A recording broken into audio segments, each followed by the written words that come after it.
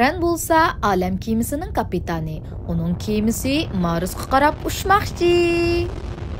U Marsda hayotlikning mavjud yoki emasligini aniqlash uchun u yerdagi toshlarni va tuproqni tadqiq qilish kerak. Renning alam kemisi oyning yenidan uchib o'tdi.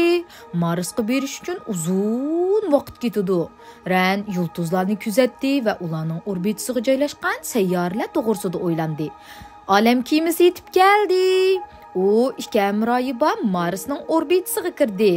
Ren alam kemisini paslatib Marsga qo'ndi. U qo'liga gurjak ilib alam kemisidan tushdi.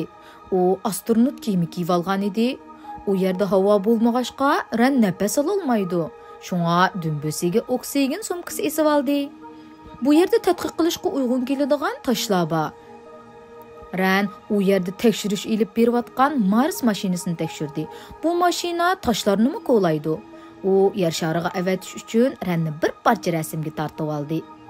Hozir qizil sayyoradan ayrilib uyga qaytish vaqti. Ren galaksiyalarning va yulduzlarning yenidan uchib o'tdi.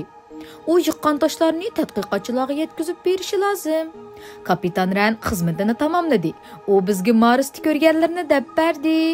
Olimlarning qarashicha, burun Marsda hayotlik bor edi. Xuddi yer shariga o'xshash, yeshillik to'lgan va ko'k edi. Yaraysan, kapitan Ren. Endi boshqa bir sayohatga tayyorlik qilish vaqti.